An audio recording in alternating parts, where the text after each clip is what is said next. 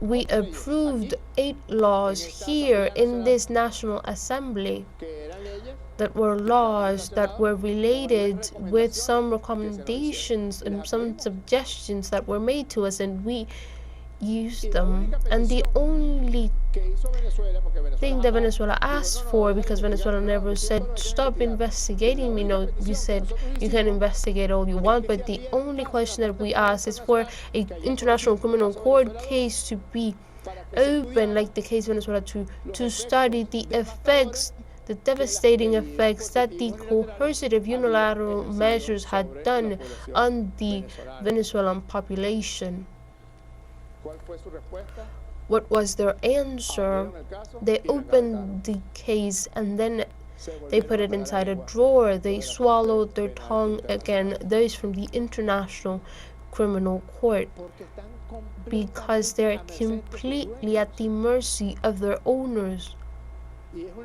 And it is something that is a paradox, because their owners obviously are the State Department of the United States, but it turns out that the US did not sign the Statute of Rome. Hypocritically, it approved it.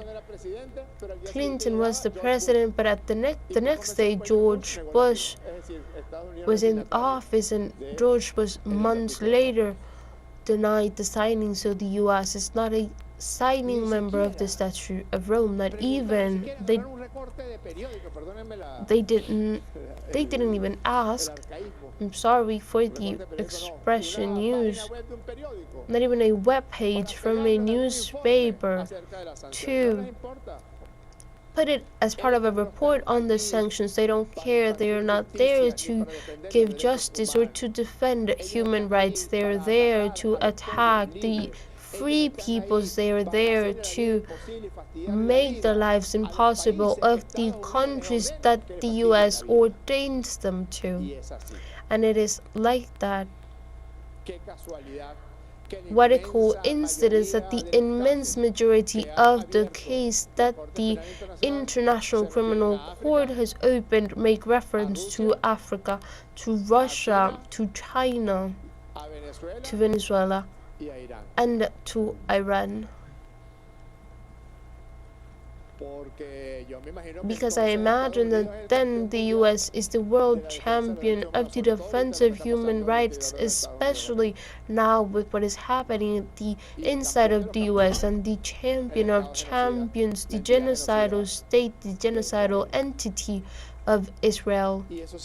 And that was the drop that spilled the glass. That International Criminal Court owes us the 72,000 people murdered in Gaza, 171,000 wounded, and these are conservative numbers because there's no way of counting it if it is a territory as small as Gaza, and it was destroyed, it was devastated, it was exterminated.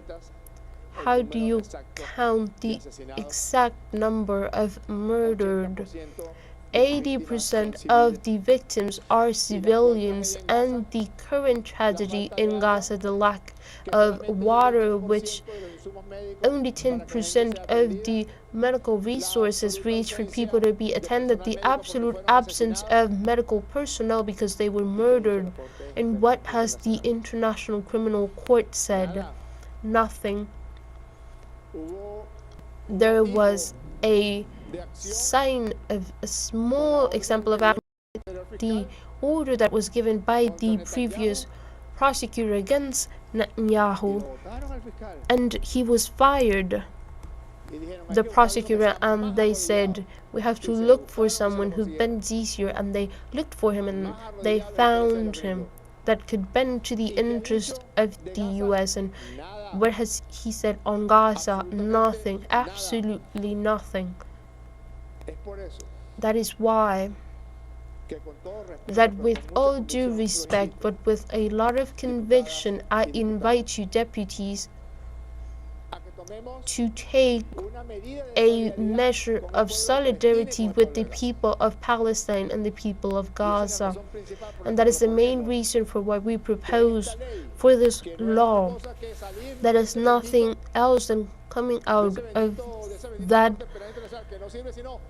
exiting the International Criminal Court that doesn't exist for anything else but for us to be assaulted, which means if we stay there we would re-victimize ourselves. It is the victim that accepts to be the victim and likes the position.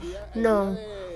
The day of re-victimization, Venezuelan men and women were not born on that day.